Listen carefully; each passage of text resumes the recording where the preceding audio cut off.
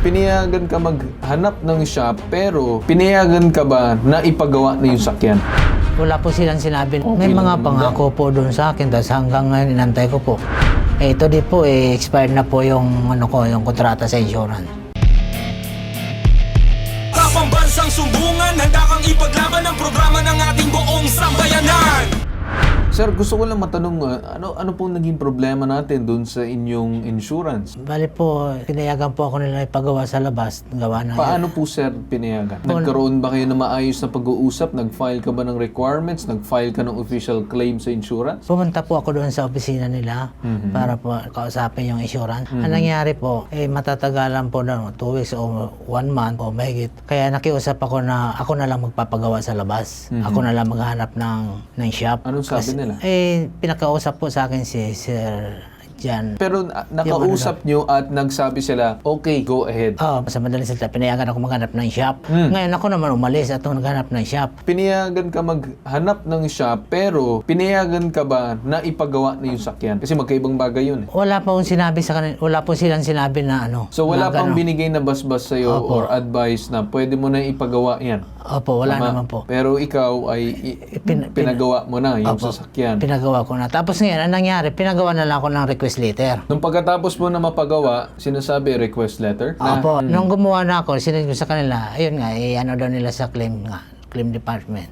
Ngayon, tanggap ba o na-deny? Na-deny po kasi gawa nung yung first owner at saka second owner, hindi naibigay sa akin yung deed of sale Okay, nila. pang ilang owner ka ng sasakyan? Pangatlo siya. Hindi pa nakapangalan yung sasakyan sa'yo? Hindi pa po kasi binabayaran po sa bangko. So yung insurance nakapangalan doon sa first owner? Yes po. Okay, ano pong pinagbabasihan din ng insurance at bakit ka kinikilala ng insurance? Meron ka bang certification? Meron bang papeles para Deed of sale patunayan? po. Deed of sale na pagkabili ko. Oo. Yung pang Pero officially kinikilala ka ng insurance? Yes po. Okay. So ngayon, nagkaroon ng problema doon sa dokumento kaya na-deny yung unang claim mo? Yes po. Tama. Kaya ngayon, lumapit ka sa amin para manghingi ng klarong usapan regarding doon sa ano bang pwede mong gawin. Tama Yes ba? po.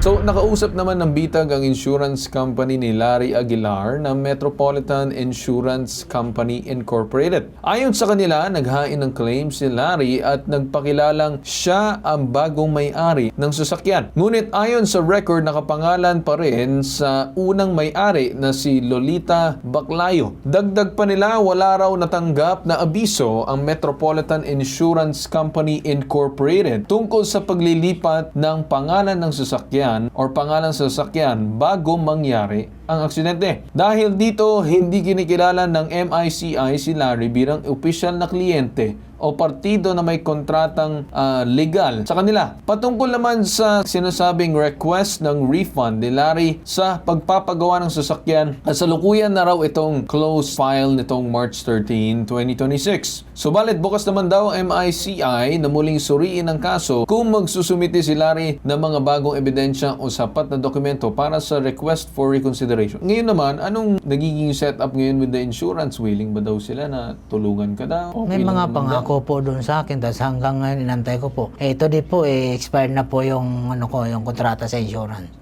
Today, expired na yung kontrata sa insurance. 1 year na po Edi siguro yan ang tatanungin natin dito sa Insurance Commission kasi kung expired na yung insurance, baka mamaya magamit pa yan laban sa'yo kung kahit man mag-request ka for reconsideration. But let's see.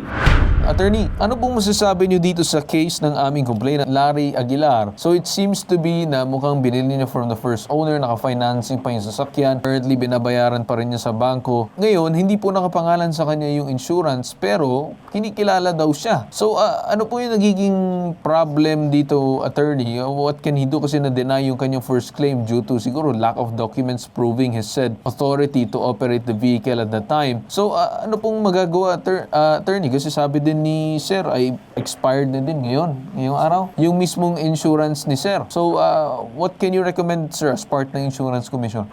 Bale, sir, kasi under po sa batas or yung Republic Act number 1060 0107, may tinatawag po kasi tayong insurable interest. Now, dun sa insurable interest, hindi naman po necessarily ikaw yung may owner. Okay. Ikaw yung registered owner. Basta mapakita mo lang na may interest ka dun sa thing na yun kasi non-life ito eh. So, papatak siya under property insurance. So, because of that, kailangan po at the time of the loss ay meron kang insurable interest over the thing insured, no? Existing na dapat yon at the time na mangyari po yung loss or yung accident or whatever cost po na covered ng peril. And then, kung katulad po niyan, sasakyan po yan eh. So, dapat po, kung may mga ganyang transaction or transfer ng ownership ng sasakyan, kailangan po kasi na-inform si insurance company. Ang tawag po doon ay endorsement para nalilipat po yung pangalan ng insurance sa pangalan po nung current na tao na nagmamayari po nung or may interest po dun sa sasakyan. Kasi po, meron pong specific provision po no sa Section 18 ng Republic Act number 10607 na ang sinasabi po ay no contract or policy of insurance on property shall be enforceable no except for the benefit of some person having an insurable interest in the property insured. So at that time naman po kung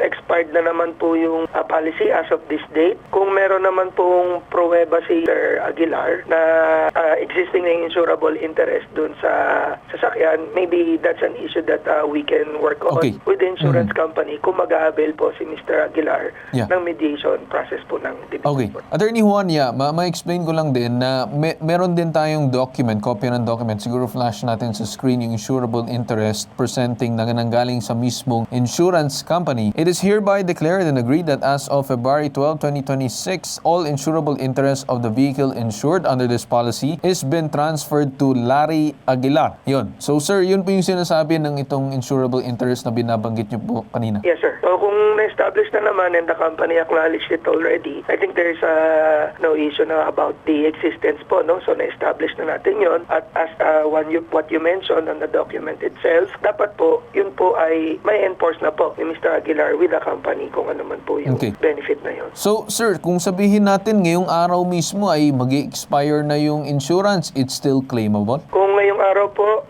it would be, yes, it would still be claimable kasi ang key factor po doon ay kung kailan po nangyari yung aksidente.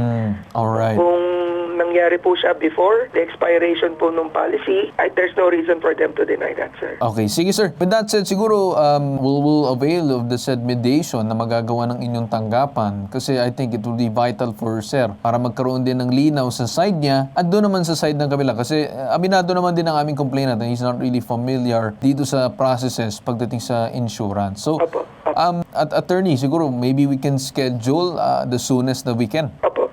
Alright.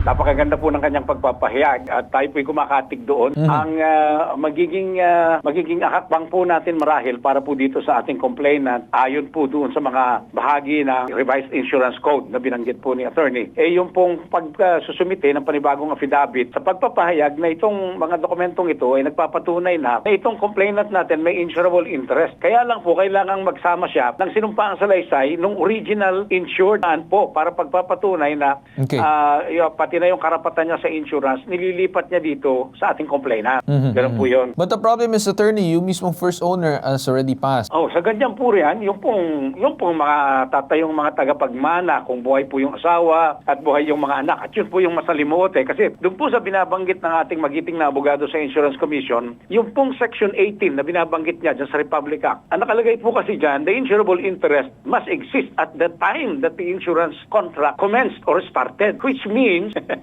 kailangan may insurable interest yung taong maghahabol nung panahong magkaroon ng kontrata. At dahil yan ang hinihingi ng batas, Section 18, yung binanggit ni attorney kanina, kailangan po yung pong may-ari ng insurable interest nung pinasok niya at pinirmahan ng kontrata nung nabubuhay pa siya, mailipat dito sa complainant natin. At kung ngayong namatay na siya, yung pong mga tagapagmana po pwede naman pong pumirma na na inililipat nila. Ganun po yun. Alright. Okay, with that said, Attorney Batas, maraming salamat po sa inyo. Maraming salamat po. Sir, marami ka bang natutunan ngayon? Na pagdating sa insurance, ano bang mga kailangan? Anong dapat kailangan natin proseso? Anong dapat antayin muna bago ipagawa ang sakyan? Ano ba sa'yo? Okay na. Okay. Pambansang sumbungan, handa kang ipaglaban ang programa ng ating buong sambayanan.